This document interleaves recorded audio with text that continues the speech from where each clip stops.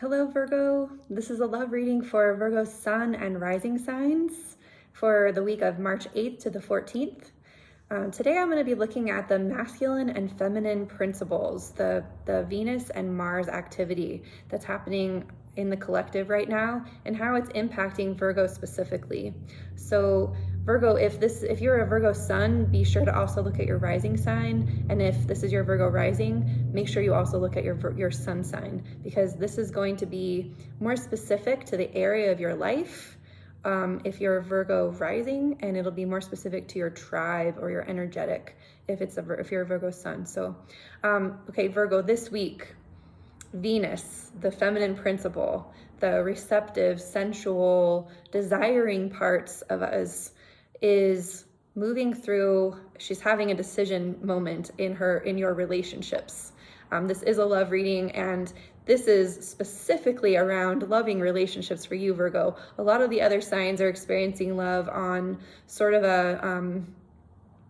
in other areas of their life, like a universal way, or through intimacy, or through their relationship with truth. But for you, Virgo, this is very much about the way that you're in relationship. And Venus is at a turning point in relationship. She is about to draw a line. On Tuesday and Wednesday, she is going to square the nodes, and this is a point in time where she draws a line between the old way and a new way.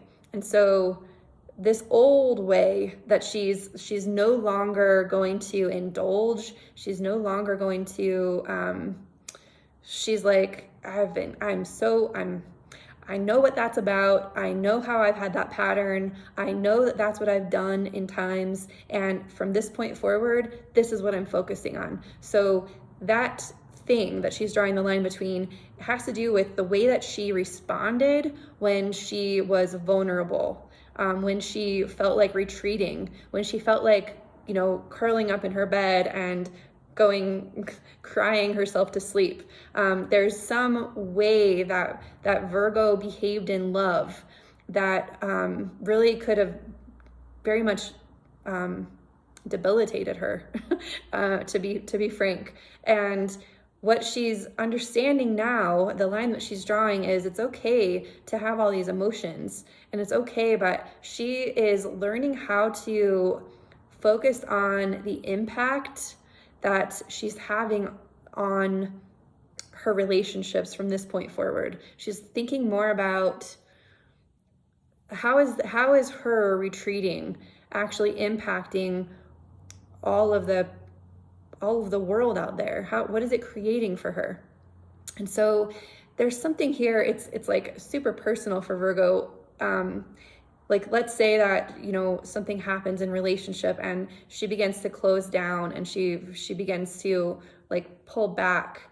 That energy is then being perceived a certain way, and it's impacting how she's creating in the world. It's impacting how much energy is available for what she wants to experience. And so she is recognizing that there needs to be a line drawn with herself emotionally so that she can show up in relationships differently, so that she can recognize that she is an active participant in the relationship dynamics that she's experiencing. So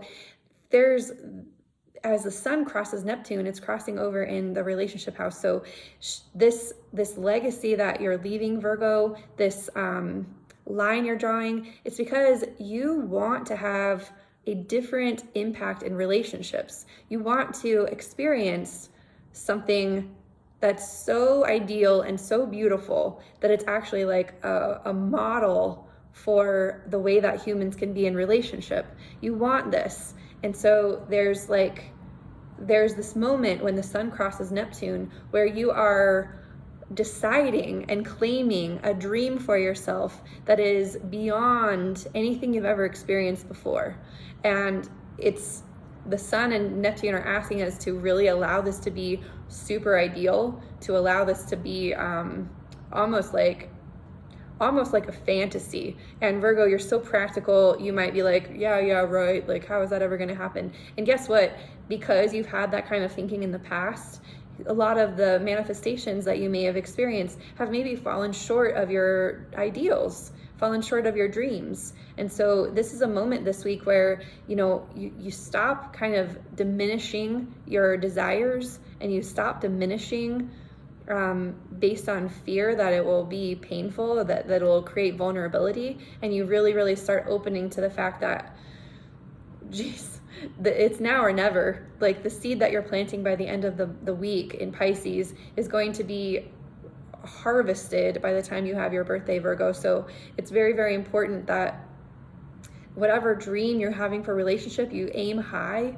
One of the things you hear about is, shoot for the stars and land on the moon. So make sure that you're just shooting, you're letting yourself really, really desire your dreams, and you're not diminishing them because you're afraid that not getting them will make you feel vulnerable and sad. And so then the Mars principle is in your 10th house also.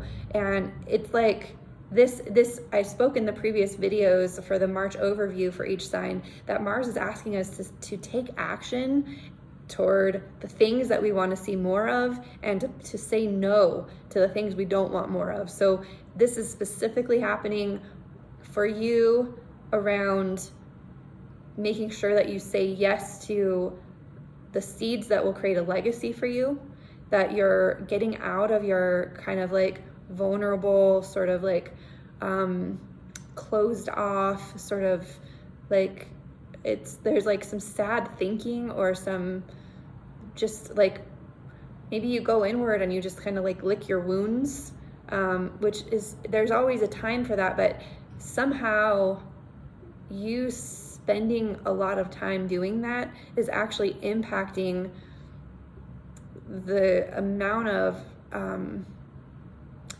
energy that you can be producing toward the vision you have for the world. I mean, this is kind of big. This has to do with like a bigger vision, and relationships part of it. But really, if you can't have a bigger vision, you're not going to necessarily bring the energy in necessary for cultivating the types of relationships that will support that vision. So I feel that that's where I was going, where I needed to get to for you, Virgo. It's just a big week. Make sure that when you fall asleep Friday night, and when you're thinking about this new seed that you want to plant, that it has to do with something that you truly long for in your relationships, and trust that actually, that wish, or that vision, that seed, is actually going to be part of your greater impact you have for the world. So it's all related, Virgo. In addition to this astrology, I'm going to pull one card from the Tarot of Sexual Magic deck. The illustrations in this deck are really kind of sensual, very masculine, feminine dynamic. Some of them are quite sexual as well, and I'm choosing this deck because my wish for every human on this planet is to bring a lot more of that sensuality into their world. And this card may serve to flavor some of that seed that you plant, Virgo. Virgos, you are the manifestors of reality. So I especially want you to take note of making sure that the sensual experience is included in your visions and dreams, that all of the specifications that make you happy and make you feel alive are included in your dreams. Oop, okay, wow. Oh my, okay. I got two cards for you. They're both wands. This is the one that I'll go ahead and show you both of them. I might read them both for you, but this is the one I chose first. This is the Four of Wands. It looks like they're actually having a fantastic time on that swing. Looks like a lot of pleasure in that relationship. Looks like he's holding on to her so she doesn't fall off the swing, and she's got a handle on she's got a handle on something there. So Virgo, let's read the Four of Wands, and then we also have the Eight of Wands for you. Again, it looks like she's really experiencing a lot of pleasure here, that she's in a very receptive state, that she's allowing herself to be served. She's knowing that as she serves her vision and mission, that it's actually serving her pleasure is actually serving the world. Let's just say that. So let's get into some Wands energy. So the Four of Wands, that is, okay, playing. So playing, the magic of the 7 beans. Oh, I guess the beans are down at the bottom? Okay, the magic of the 7 beans. Sexual intent is born out of play and enjoyment, just as harmony is born of happiness. All right, so I guess this card is inviting you to play and enjoy yourself. And harmony is born of happiness. So playing and enjoying yourself creates more sexual intent, and that also creates more harmony and happiness for you. I couldn't agree more, Virgo, to be honest with you. And then we've got the Eight of Wands. This is called savoring. The magic of the swallows. Okay, I guess these are swallows down here at the bottom. It says, pleasure in and of itself is like the essence of springtime. Savoring eroticism as a pastime allows you some breathing room. Okay, sure enough, play and let yourself have some eroticism in your life. Let it be fun. Let it be playful. Know that it's going to impact your legacy on this planet. That when you're in alignment and harmony with playfulness and your sexuality and sensuousness, that it actually affects everything. So dream some more of that into your relationships this week. And if you found this video valuable, please like the video, share it with other Virgos, subscribe to my channel if you're not already subscribed to hear more videos like this one, and I will see you next time, Virgo.